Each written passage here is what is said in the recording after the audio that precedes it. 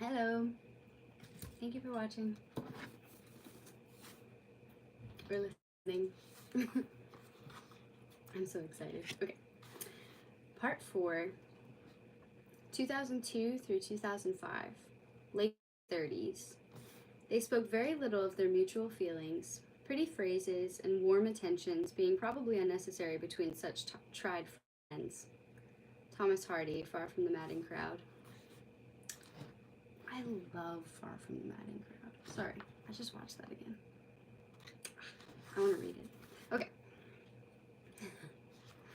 Chapter 16, Monday morning, Monday 15th July 2002, Belsize Park. The radio alarms sound as usual at 7:05. It is already bright and clear outside, but neither of them move just yet. Instead, they live with his arm around her waist. Instead, they lie with his arm around her waist, their legs tangled at the ankle, in Dexter's double bed in Belsize Park, in what was once, many years ago now, a bachelor flat. He has been awake for some time, rehearsing in his head a tone of voice and phrasing that is both casual and significant, and when he feels her stir, he speaks. "Can I say something?" he says into the back of her neck, his eyes still closed, mouth with sleep. "Go on," she says, a little wary. "I think it's crazy, you having your own flat." With her back to him, she smiles. "Okay. I mean, you're here most nights anyway." She opens her eyes. "I needn't be." "No, I want you to be." She turns in the bed to face him and sees his eyes are still closed. "Dex, are you... what? Are you asking me to be your flatmate?" He smiles, and without opening his eyes, he takes her hand beneath the sheet and squeezes it. Emma, Emma, will you be my flatmate?" "Finally," she mumbles. "Dex, it's all that I've lived for." "So what, yes? Let me think about it." "Well, let me know, won't you? Because if you're not interested, I might get someone else in." "I said I'll think about it."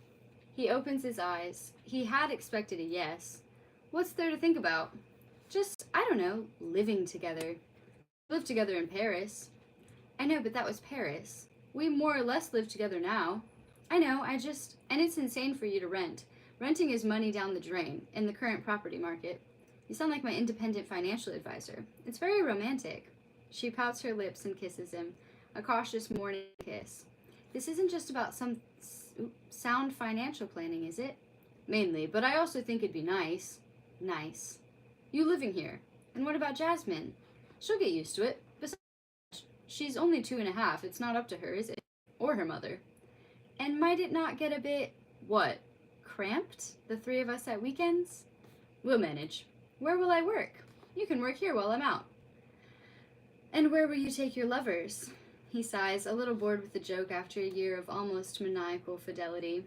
"We'll go to hotels in the afternoon." They lapse into silence again as the radio burbles on, and Emma closes her eyes once more and tries to imagine herself unpacking cardboard boxes, finding space for her clothes, her books. In truth, she prefers the atmosphere of her current flat, a pleasant, vaguely bohemian attic off the Hornsey Road. Belsize Park is just too neat and cheechy, and despite her best efforts and the gradual colonization of her books and clothes, Dexter's flat still retains an atmosphere of the bachelor years. The games console, the immense television, the ostentatious bed. "I keep expecting to open a cupboard and be buried under, I don't know, a cascade of panties or something." But he has made the offer, and she feels as if she should offer something in return. "Maybe we should think of buying somewhere else." "Somewhere together," she said, "somewhere bigger." Once again they have grazed against the great unspoken subject. A long silence follows, and she wonders if he has fallen asleep again until he says, "Okay, let's talk about it tonight." And so another weekday begins, like the one before and the ones to come. They get up and get dressed, Emma drawing on the limited stores of clothes she keeps jammed into her allocated cupboard. He has the first shower, she has the second, during which time he walks to the shop and buys the newspaper and milk if necessary. He reads the sports pages, she the news, and then after the breakfast, eaten, for the most part in comfortable silence, she takes her bike from the hallway and pushes it with him towards the tube. Each day they kiss each other goodbye at approximately 8:25. Sylvie's dropping Jasmine off at 4 o'clock, he says. I'll be back at 6. You're sure you don't mind being there? Of course not. And you'll be okay with Jasmine? Fine. We'll go to the zoo or something. Then they kiss again, and she goes to work, and he goes to work, and so the days go by faster than ever. Work. He is working again in his own business, though business feels a little too high-powered a word at present for this little cafe on a residential street between Highgate and Archway. The idea was hatched in Paris during that long, strange summer in which they had dismantled his life, then put it back together again. It had been Emma's idea, sitting outside a cafe near the Parc des Bouts. Okay, they're out of France. I'm not doing the French stuff. You like food, she had said. You know about wine. You could sell really good coffee by the pound, imported cheeses, all that swanky stuff that people want these days. Not pretentious or cheechy, just this really nice little shop with tables outside in the summer. Initially, he bridled at the word shop, not quite able to see himself as a shopkeeper, or even worse, a grocer, but an imported food specialist had a ring to it. Better to think of it as a cafe or restaurant that also sold food. He would be an entrepreneur. So in late September, when Paris had finally started to lose some of its gleam, they had traveled back on the train together. With light tans and new clothes, they walked arm in arm along the platform, and it felt like they were arriving in London for the first time, with plans and projects, resolutions and ambitions. Their friends nodded sagely, sentimentally, as if they had known it all along. Emma was introduced once again to Dexter's father. Of course I remember. You called me a fascist. And they put forward the idea of the new business in the hope that he might want to help with the financing. When Allison had died, there had been a private understanding that some money might go to Dexter at an appropriate time, and this seemed like the moment. Privately, Stephen Mayhew still expected his son to lose every penny, but that was a small price to pay to know that he would never ever appear on television ever again. And Emma's presence helped. Dexter's father liked Emma, and for the first time in some years found himself liking his son because of her. They had found the property together, a video rental shop, already an anomaly with its shelves of dusty VHS, had finally given up the ghost, and with one last push from Emma, Dexter had made his move and taken the property on a 12-month lease.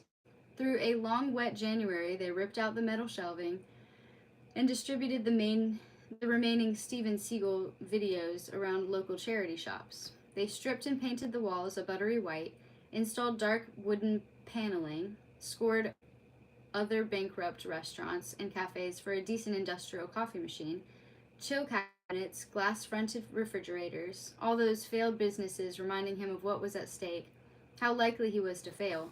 But all the time Emma was there, pushing him on, keeping him convinced that he was doing the right thing. The area was up and coming, the estate agent said, slowly filling with young professionals who knew the value of the word artisan and wanted jars of duck confit. Customers who didn't mind paying £2 for an irregular loaf of bread or a lump of goat's cheese, the size of a squash ball. The cafe would be the kind of place where people came to ostentatiously rate their novels. On the first day of spring, they sat in the sun on the pavement outside the partly refurbished shop and wrote down a list of possible names. Corny combinations of words like magazine, vin, pain, Paris, pronounced Paris, until they settled on Belleville Cafe, bringing a flavor of the 19th arrondissement to just south of the A1. He formed a limited company, his second after Mayhem TV PLC, which, with Emma as his company secretary and, in a small but significant way, his co-investor. Money was starting to come in from the first 2 Julie Criskel books. The animated TV series had been commissioned for its second series. There was talk of merchandising, pencil cases, birthday cards, even a monthly magazine. There was no denying it. She was now what her mother would term well off. After a certain amount of throat clearing, Emma found herself in the strange, slightly unnerving position of being able to offer Dexter financial help. After a certain amount of foot shuffling, he accepted. They opened in April, and for the first 6 weeks he stood by the dark wood counter, watched people walk in, look round, sniff and walk out again. But then word began to spread, things began to pick up, and he found himself able to take on some staff. He began to acquire regulars, even to enjoy himself. And now, the place has become fashionable, albeit in a more sedate, domesticated way than he is used to. If he is famous now, it is only locally, and only for his selection of herbal teas, but he's still a mild heartthrob to the flushed young mums who come in to eat pastries after their pram exercise class, and, pramercise class. And in a small way, he is almost a success again. He unlocks the heavy padlock that holds down the metal shutters, already hot to the touch on this radiant summer morning. He pulls them up, unlocks the door, and feels what? Content? Happy-ish? No, happy. Secretly, and for the first time in many years, he is proud of himself. Of course, there are long, boring, wet Tuesdays when he wants to pull down the shutters and methodically drink all the red wine. But not today. It's a warm day. He is seeing his daughter tonight, and will be with her for much of the next 8 days, while Sylvie and that bastard Callum go on another of their constant holidays. By some strange mystery, Jasmine is now 2.5 years old, self-possessed and beautiful like her mother, and she can come in and play shops and be fussed over by the other staff, and when he gets home tonight, Emma will be there. For the first time in many years, he is more or less where he wants to be. He has a partner whom he loves and desires, and who is also his best friend. He has a beautiful, intelligent daughter. He does all right. Everything will be fine, just as long as nothing ever changes.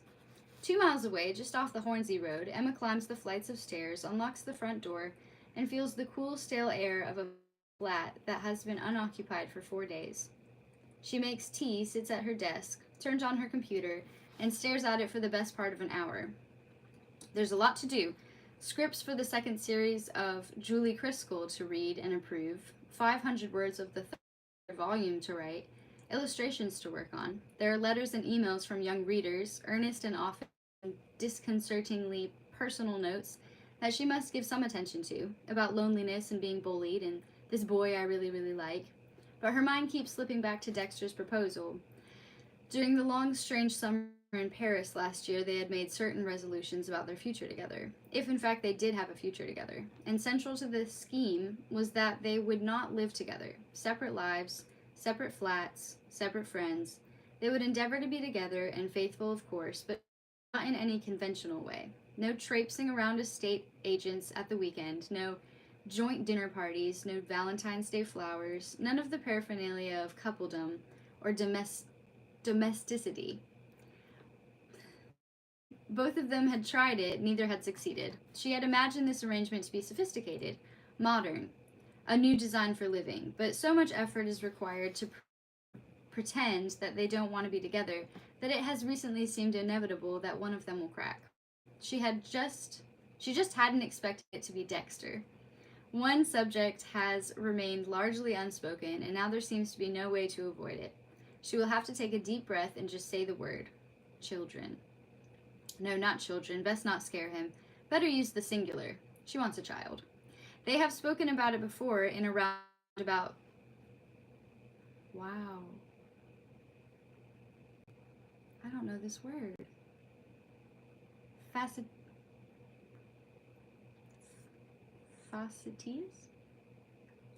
Facetious way. And he has made noises about maybe in the future when things are a little bit more settled. But how much more settled can things be?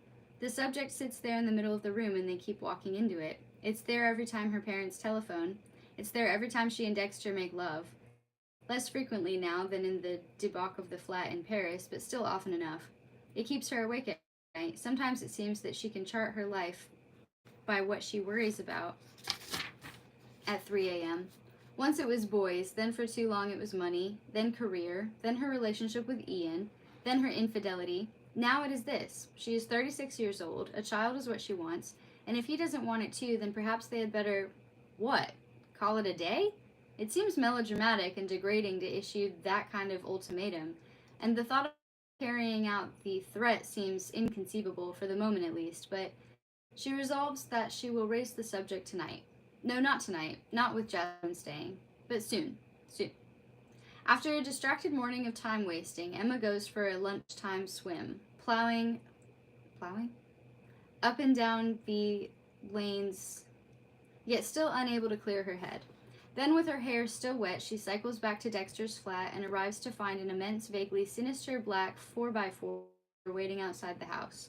It's a gangster's car. Two silhouettes visible against the windscreen, one broad and short, and the other tall and slim. Sylvie and Callum, both gesticulating wildly in the middle of another argument. Even from across the road, Emma can hear them, and as she wheels her bike closer, she can see Callum's snarled face, and Jasmine in the back seat, eyes fixed on a picture book in an attempt to filter out the noise. Emma taps the window nearest Jasmine and sees her look up and grin, tiny white teeth and a wide mouth, straining forwards against her seatbelt to get out. Through the car window, Emma and Callum nod. There's something of the playground about the etiquette of infidelity, separation, and divorce, but allegiances have been declared, enmities sworn, and despite having known him for nearly 20 years, Emma must no longer talk directly to Callum. As for the ex-wife, Sylvie and Emma have settled on a tone self-consciously bright and grudge-free, but even so dislike shimmers between them like a heat haze. Sorry about that, says Sylvie, unfolding her long legs from the car. Just a little disagreement about how much luggage we're taking. Holidays can be stressful, says Emma meaninglessly. Jasmine is unbuckled from her car seat and clambers up into Emma's arms, her face pressed into her neck, skinny legs wrapped around Emma's hips. Emma smiles, a little embarrassed, as if to say, "What can I do?" And Sylvie smiles back, a smile so stiff, unnatural, that it's surprising she doesn't have to use her fingers. "Where's Daddy?" says Jasmine into Emma's neck. "He's at work. He'll be back very soon." Emma and Sylvie smile some more. "How's that going then?" Sylvie manages. "The cafe?" "Really well, really well." "Well, I'm sorry not to see him. Send him my love." More silence. Callum gives her a nudge by starting the engine. "Do you want to come in?" asks Emma, knowing the answer. "No, we should head off." "Where is it again?" "Mexico." "Mexico, lovely." "You've been?" "No, though I worked in a Mexican restaurant once." Sylvie actually tuts, and Callum's voice booms from the front seat. "Come on, I want to avoid the traffic." Jasmine is passed back into the car for goodbyes and be goods, and not too much TV, and Emma discreetly takes Jasmine's luggage inside, a candy pink vinyl suitcase on wheels, and a rucksack in the form of a panda. When she comes back, Jasmine is waiting rather formally on the pavement, a pile of picture books held against her chest. She's pretty, chic, immaculate, a little mournful, every inch her mother's child, very much not Emma's.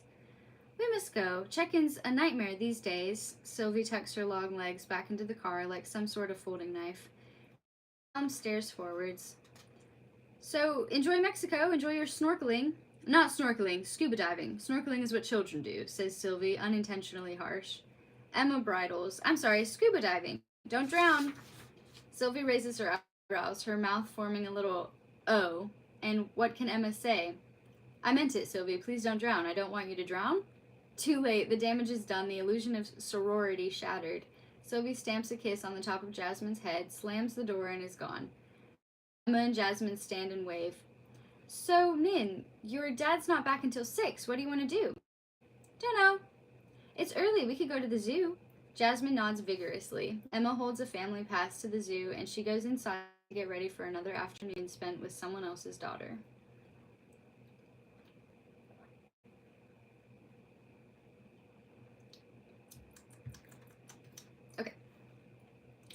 In the black car, the former Mrs. Mayhew sits with her arms folded, her head resting against the smoky glass, her feet tucked up beneath her on the seat, while Callum swears at the traffic on the Euston Road.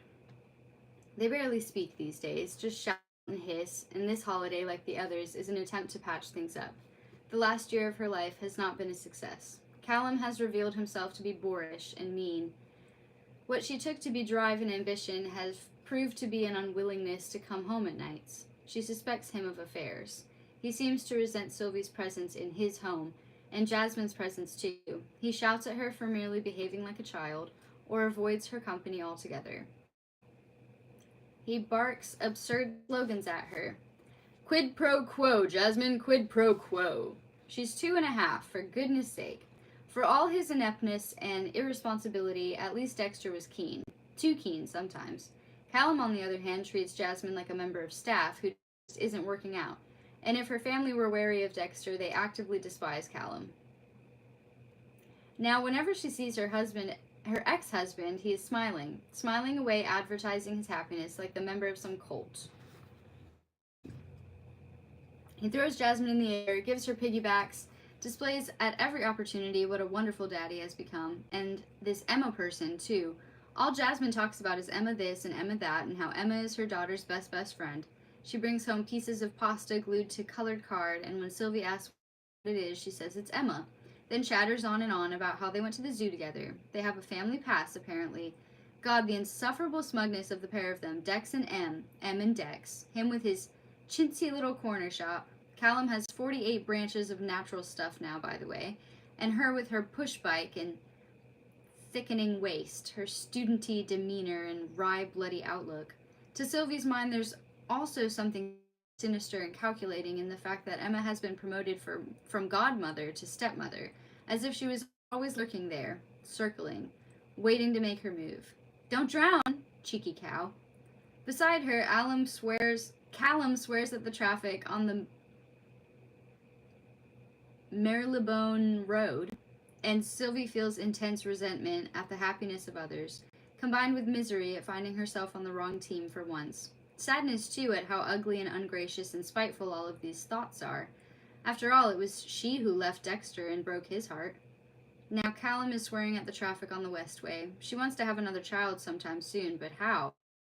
Ahead of her lies a week scuba diving at a luxury hotel in Mexico, and she knows already that this is not going to be enough. The end. I don't like Sylvie. She's a very unhappy person.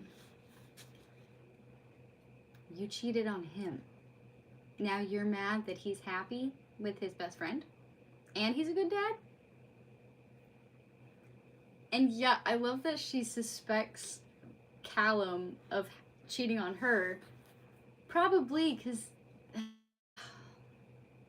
because he cheated on the last person with you. That's kind of how it works. I don't know. Thanks for listening. I feel like... Wait. Don't tell me. I feel like the next chapter is so short. I want to read the next one. But let me know if you guys want to hear another one. La la la. Hi. Poem? I can't do that. No. I like writing, but poems don't. They don't make sense in my mind, especially if I tried to write my own. No. Little Miss Sunshine. Ooh, are you reading? Yes, I'm reading. Yes. Outside of that, I'm reading Narnia. I'm on the silver chair.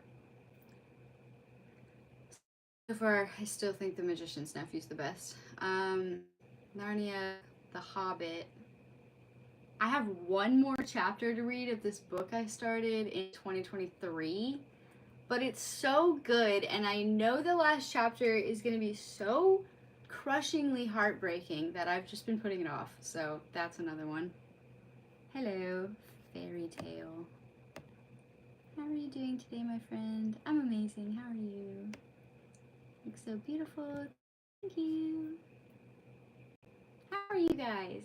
I'm absolutely wonderful. I'm very tired. No, I'm not tired. I'm just in a lot of pain, so my body feels really tired. I'm getting good sleep somehow. Last night I didn't get good sleep, but lately I've been getting good sleep. Yeah, I'm like mentally, like I'm okay. I'm cool. Yeah. Things are like a little bit rocky between me and my family right now, but that is not my fault. So I'm choosing to be okay despite that, but we're working on it, so it's okay. It's okay. It's fine. Do you guys want to hear another chapter though? Because the next chapter is like genuinely only 2 pages, and that one ended with Sylvie, and she's so unpleasant. Like, I'm so sorry if you cheat on someone and then decide to leave that person to be with the person you cheated with, they can't trust you. And if they cheated on someone with you and left them for you too, you can't trust them. If you're going to be a cheater, you're inevitably going to lose the person you were with and the person you're leaving them to be with. Cheaters never prosper. Like that works in more than one way. Like, I think that's for cheating at a game or cheating someone in life, like trying to cheat your way through life. Cheaters never prosper. But cheating in relationships also, especially, they never prosper. I don't know if y'all have ever heard that phrase, but it's so true on more than one level. Yeah, that just came to me. Like, there's actually no point in cheating. Just leave them. If you ever even had a moment where you like were tempted to cheat, that's your sign. Like, you need to leave who you're with. If you're having those types of temptations, I don't know. If you're struggling with that, I don't know. Thank you. It's a hair washing day. Thank you. Yay. I don't wash my hair every day. So the days that I get to wash it are so nice, and I love touching it, and it's so nice. Thank you. Thanks. I want to read another chapter. You want to hear another chapter? Hold on. Let's just see. It's called Big Day Speech. And it's it's 3 pages. That'd be over in like that. So I'm gonna read it. I'm sorry. I just really can't wait to get to the end of this book.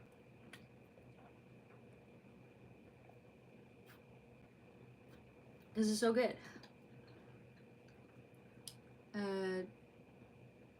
Yeah, I try to be comfortable. Yes.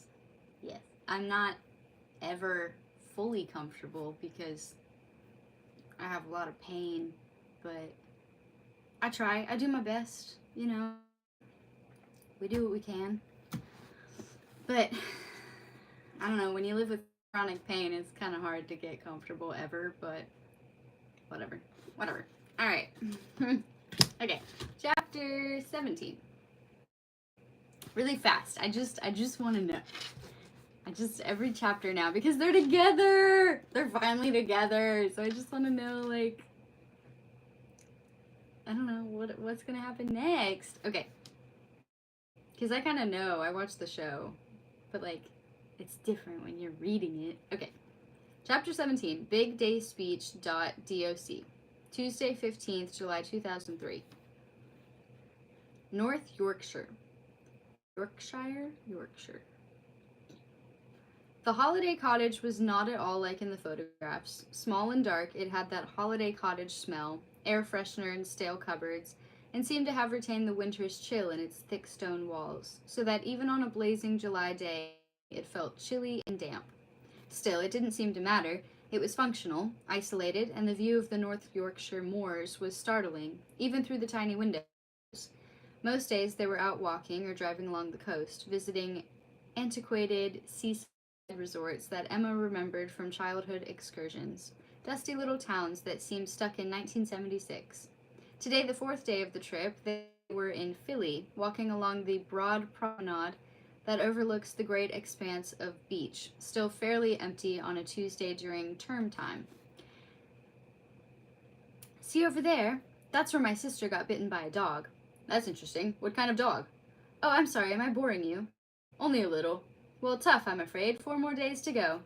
In the afternoon, they were meant to go on some ambitious hike to a waterfall that Emma had planned the night before, but after an hour, they found themselves on the moors, staring uncomprehendingly at the Ordnance Survey map before giving up, lying down on the parched heather and dozing in the sun. Emma had brought along a bird guide and an immense pair of ex-army binoculars, the size and weight of a diesel engine, which she now raised with some effort to her eyes. Look up there, I think it's a hen harrier. Have a look, go on, up there. I'm not interested, I'm sleeping. How can you not be interested? It's beautiful. I'm too young to birdwatch. Emma laughed. You're being ridiculous, you know that? It's bad enough that we're rambling. It'll be classical music next. Too cool to birdwatch. Then it'll be gardening. Then you'll be buying jeans and Marks and Spencers. You'll want to move to the country. We'll catch each other. Oh, we'll call each other darling. I've seen it happen. It's a slippery slope. She raised herself on one arm, leaned across, and kissed him. Remind me again, why am I marrying you?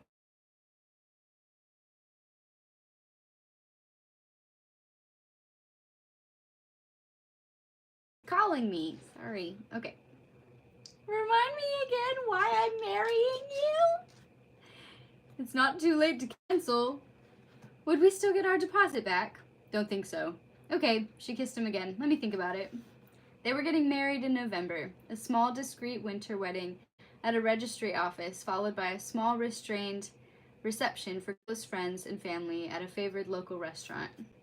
It was, they insisted, not really a wedding, more an excuse for a party. The vows would be secular and not too sentimental, and had yet to be written. Almost too embarrassing. They imagined actually to sit face to face and compose those promises to each other. Can't we just use the vows you made to... Oh. Can't we just use the vows you made to your ex-wife? But you are still going to promise to obey me, right? Only if you vow that you'll never ever get into golf. And you're going to take my surname? Emma Mayhew. Could be worse, I suppose. You could hyphenate. Morley Mayhew. Sounds like a village in the Cotswolds. We've got a little place just outside Morley Mayhew. And this was how they approached the big day, flippant but privately, discreetly elated, too. This week in Yorkshire was their last chance of a holiday before their modest, discreet big day. Emma had a deadline, and Dexter was anxious about leaving the business for a whole week, but at least the trip allowed them to stop off at Emma's parents', an event that her mother had treated like an overnight visit by royalty. Serviettes were on the table rather than the usual kitchen roll. There was trifle and a bottle of Perrier in the fridge. After the end of Emma's relationship with Ian, it had seemed that Sue Morley would never love again, and yet, if anything, she was even more fixated on Dexter, flirting in a bizarre, over-enunciated voice like a coquettish speaking clock. Dutifully, Dexter flirted back, while the rest of the Morley family could do nothing but stare silently at the floor tiles and try not to laugh. Sue didn't care. To her, it seemed as if a long-held fantasy was finally coming true. Her daughter was actually marrying Prince Andrew. Huh? What does that mean?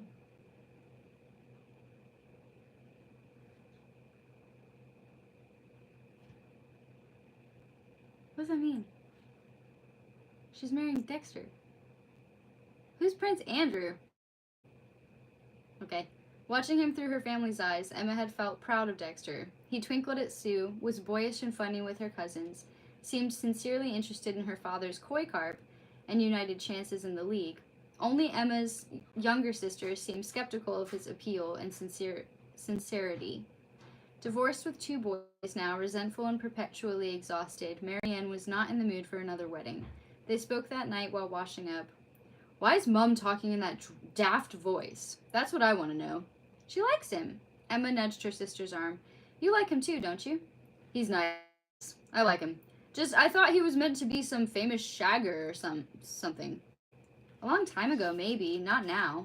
And Marianne had sniffed and visibly resisted saying something about leopards and their spots. They abandoned the search for the waterfall and instead drove back to the local pub, eating crisps and playing closely matched games of pool through the late afternoon. I don't think your sister likes me very much, said Dexter, racking up the balls for the deciding game. Of course she does. She barely spoke a word to me. She's just shy and a bit grumpy. She's like that, our sis. Dexter smiled. Your accent. What about it? You've got dead northern since we've been up here. Have I? Soon as we hit the M1. Don't mind, do you? Don't mind at all. Whose turn to break? Emma won the game, and they walked back to the cottage in the evening light, woozy and affectionate from beer on an empty stomach. A working holiday. The plan had been to spend the day together and for Emma to work at night, but the trip had coincided with the most fertile days of Emma's cycle, and they were obliged to take full advantage of these opportunities now. What, again? Mumbled Dexter as Emma closed the door and kissed him. Only if you want to. No, I do. It's just I feel a bit like I'm on a stud farm or something. Oh, you are. You are. By 9 o'clock, Emma was asleep in the large, uncomfortable bed. It was still light outside, and for a while Dexter lay listening to her breathing, looking out at the small patch of purple moor that could be seen through the bedroom window. Still restless, he slid from the bed, pulled on some clothes, and stepped quietly downstairs to the kitchen, where he rewarded himself with a glass of wine and wondered what they were supposed to do now.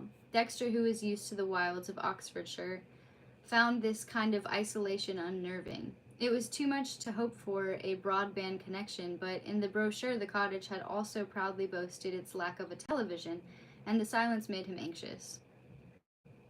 On his iPod he selected some Thelonious Monk, and he found himself listening to more jazz these days, then flopped back onto the sofa, releasing a cloud of dust, and picked up his book. Half jokingly, Emma had bought him a copy of Wuthering Heights to read on the trip, but he found the book almost entirely unreadable, so instead he reached for his laptop, opened it, and stared at the screen. In a folder called Personal Documents lay another folder called Random, within which lay a file of just 40 kilobytes. Kilobytes? Yes. Called Big Day Speech .doc. The text of his groom's speech. The horror of his wordless, incoherent, semi-improvised performance at his previous wedding still remained vivid, and he was determined to get this one right, and to start work on it early. So far, the text in its entirety ran as follows. My groom's speech. After a whirlwind romance, etc. How we met. At the same uni, but never knew her. Seen her round. Always angry about something terrible. There's no punctuation. I'm sorry. How we met. At same uni, but never knew her. Seen her around. Always angry about something. Terrible hair. Show photographs? Thought I was toff. Dungarees, or did I imagine? Finally got to know her. Called Dad Fascist. Great friends on and off. Me being idiot. Sometimes don't see thing in front of face. Corny. How to describe M. Her many qualities. Funny intelligence. Good dancer when she does, but terrible cook. Taste in music. We argue. We can always talk, laugh. Beautiful but doesn't always know it, etc., etc. Great with jazz. Jazz. Even gets on with my ex-wife. Ho ho ha. Everyone loves her. We lost touch.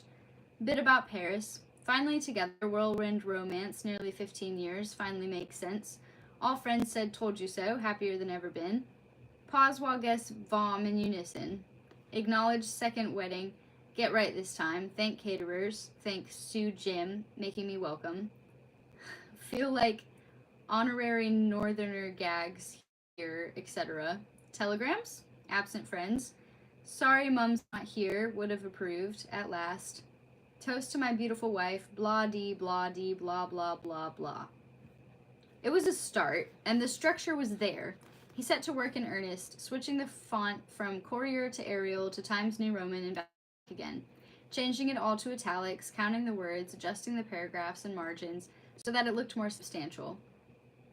Finally, he started to speak it out loud, using the text as notes, trying to recall the fluency he had once had on TV.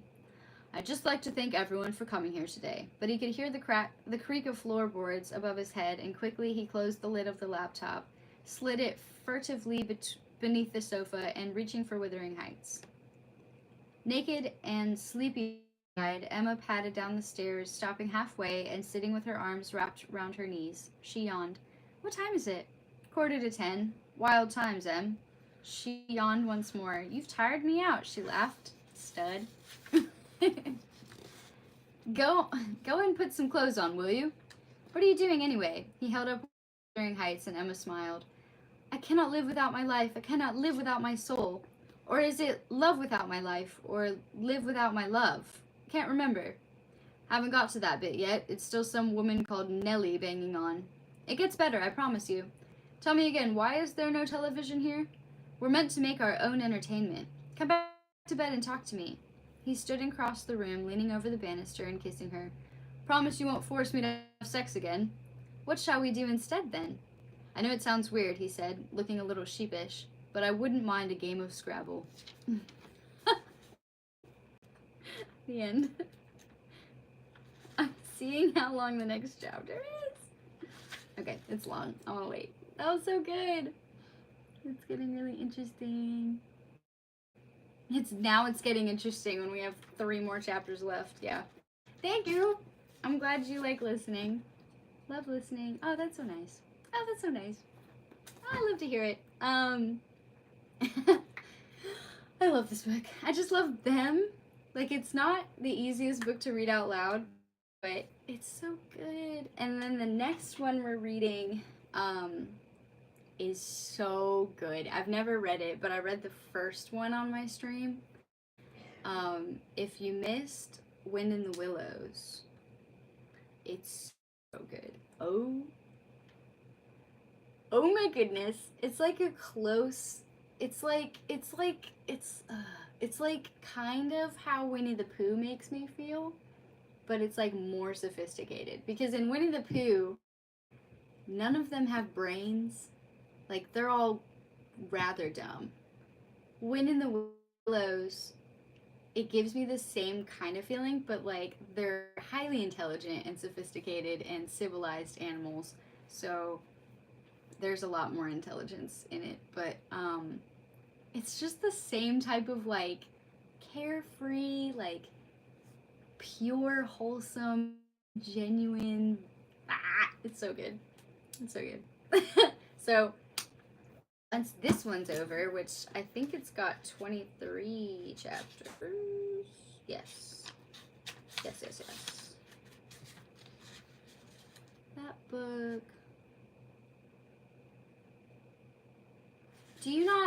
Are you not on my Discord? Because there is a movie and a show. And I definitely mentioned it today on Discord. Should have. Yeah. Somebody asked me what I'm reading. I was announced. So, okay, I'm sorry. So, if you're not a member on my Discord server, you should be. Because I post updates when I go live and such. And we have fun on Discord. It's nice. So, I said today I'm going to do a read aloud today, live, blah. And someone was like, what are you going to read? And I was kind of just explaining sort of what the book is about. And then I said, if you don't want to catch up on all the chapters you missed, they do have an absolutely amazingly made Netflix show that I crazy recommend for this book. It's really short too. It's like 13 episodes. It's really good. It's like one of my favorite shows. Like, someone asked me my last stream what my 10 top favorite shows are, and this is definitely one of them. So, if you don't feel like hearing the whole book, or you love the book so much that you wonder, they did really good on the show. I don't like the movie. I definitely recommend the show. If you want it to be like it does the book justice, the show's freaking good. Yeah, it's on Netflix. And I forgot what I was going to say.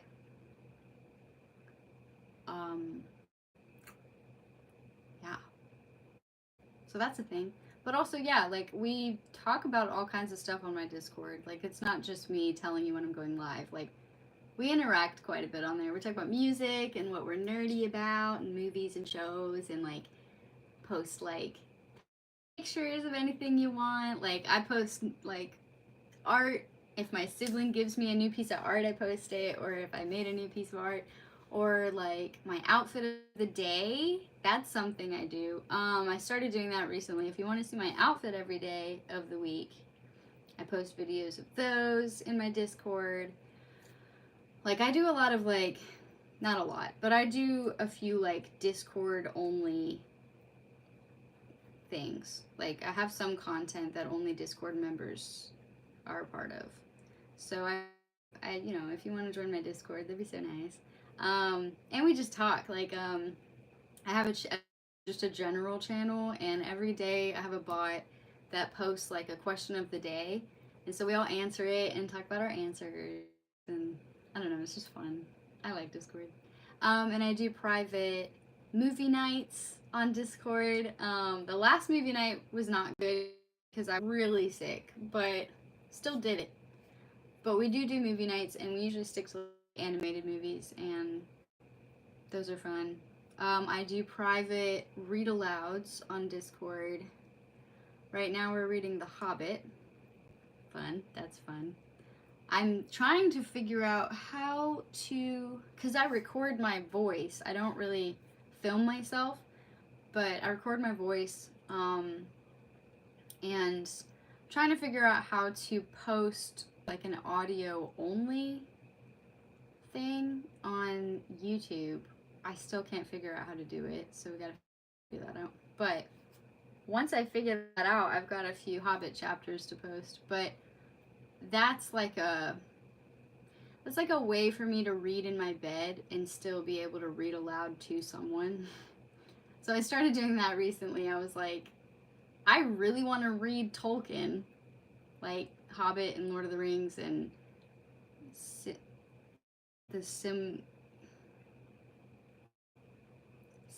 Silmarillion. Nope. Hang on.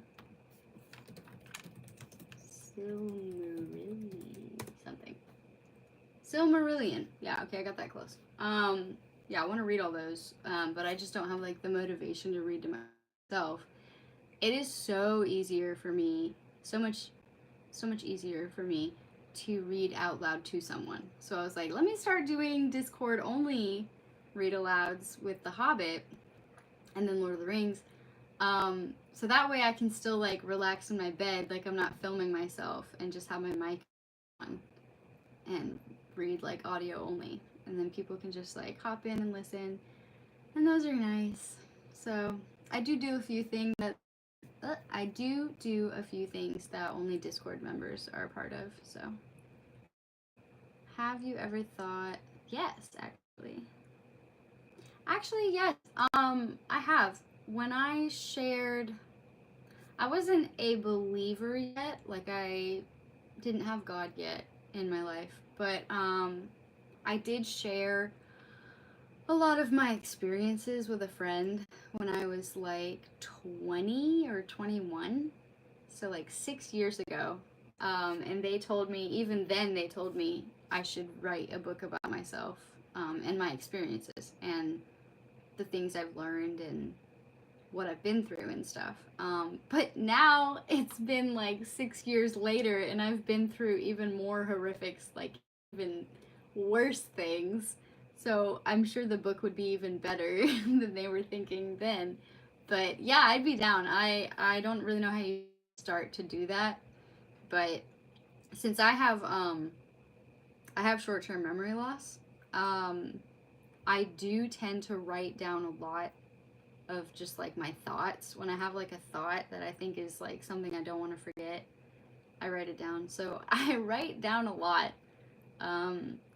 It would be really fun to, I don't know about fun. It would be very cool and probably healing and beneficial for me to actually write down. I don't know, it might help me like process everything I've been through more, and I don't know. I'd be so down though. What's stopping you? Yeah. Yeah, like I don't really know how you start. I just kind of write down my thoughts right now, but I'd have to like figure out how to like organize them and like consolidate them and make a book that makes sense and stuff, but it would be a good book. I do acknowledge that. I think I could definitely write something of value that could be beneficial to other people if they read it. Yeah. But I don't know.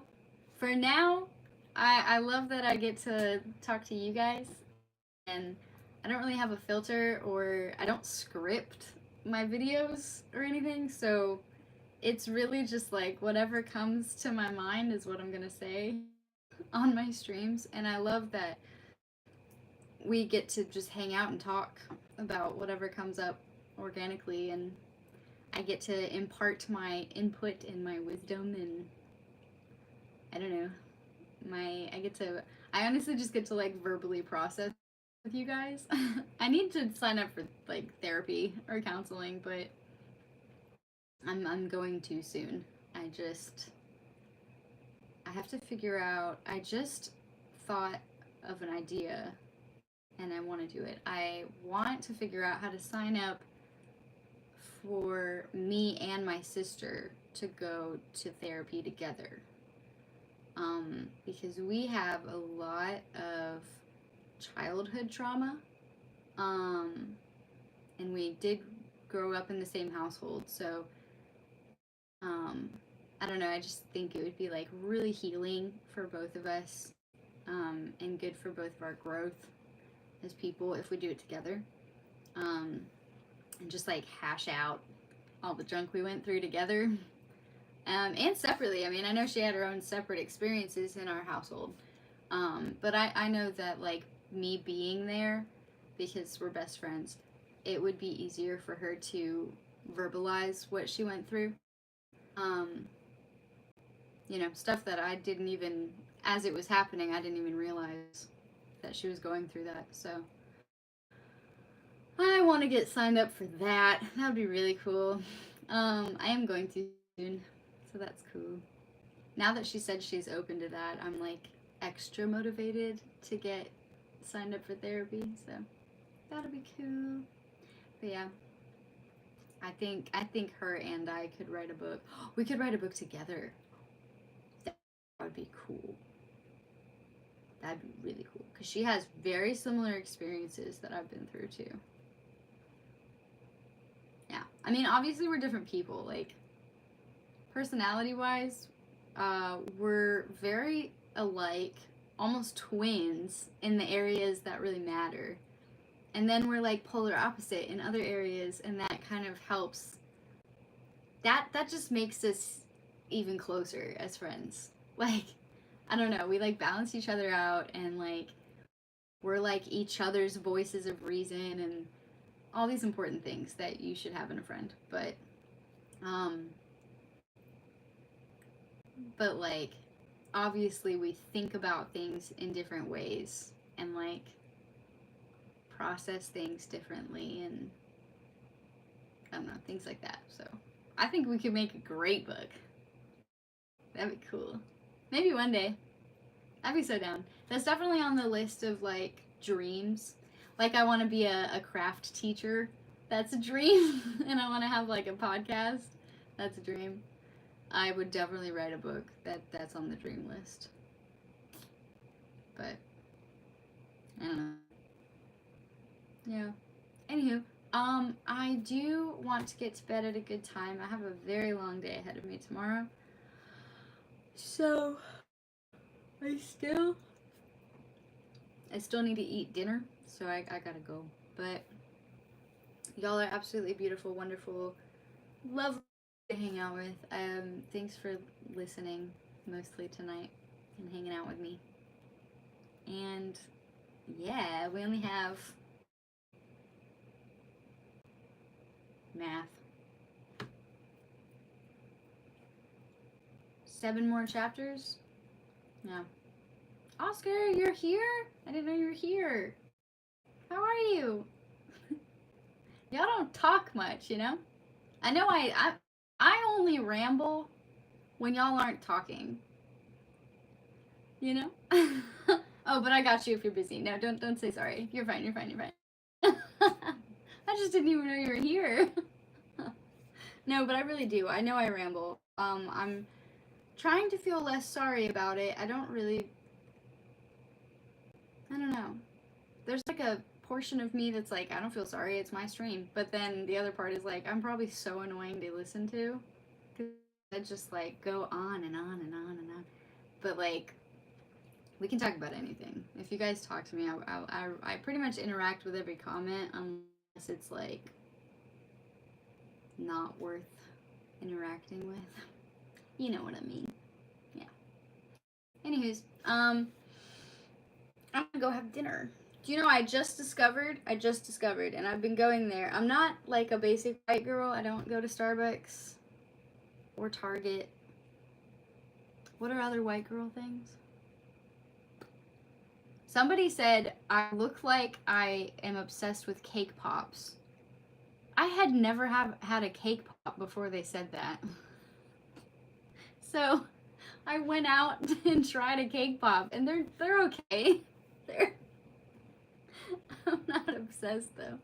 I was gonna say I go to Chipotle a lot because it's like fresh ass food. Like their ingredients are fresh. So I don't know. If you're gonna pay $10, why would I get fried food instead of actual meat and rice and beans and good things? Anyway, I just discovered, wild that I just discovered this, but they have kids meals, and if you get the kids meal with like the tacos, you pick 3 sides. So I was having a hard time picking which 3 I wanted, and she was like, you can say you want more sides. I can't actually charge you extra, but I'll give it to you in a side cup.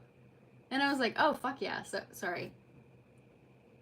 Oh, heck yeah. So I got like rice, meat, cheese, lettuce, corn.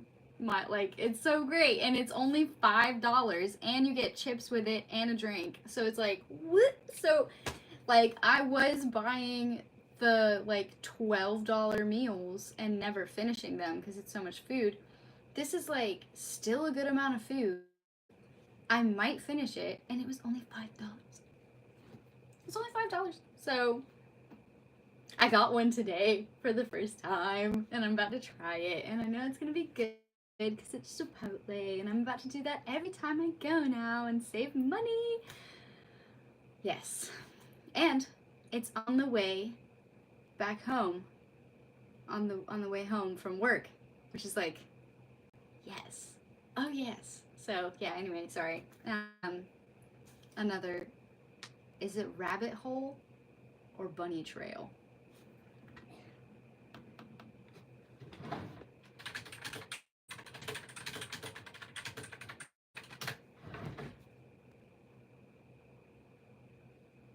Oh, it's both. Deeper, more complex, confusing, bunny trail, so it's more casual. So it's like a bunny trail. Okay, cool. Anyway, sorry. Okay, I'm getting off. I love you guys. Again, join my Discord, please. I love when people join my Discord. It's so great. The more people, the better. And we do fun things on there sometimes when I feel not dizzy and up to it. But anyways, my next stream I have to think about. I was thinking Friday, but also my sister is leaving. My sister's in town this week, and we never see her because she's states away. So her last day here is Friday. So I might actually, it just depends on what her plans are. But if she's like at my family's house all day, then I'm probably going to prioritize spending the day with her again. So before she leaves. So tentative, but I was thinking a stream on Friday, and we could just like paint and listen to music and talk about whatever we want, if you guys want to. Yeah, we'll see. But thanks for hanging out with me this time, and lovely to see you guys, and everyone stay safe, and I love you guys, and yeah, I think that's all. Have a good day, and you know, have a lovely rest of your week if I don't see you Friday.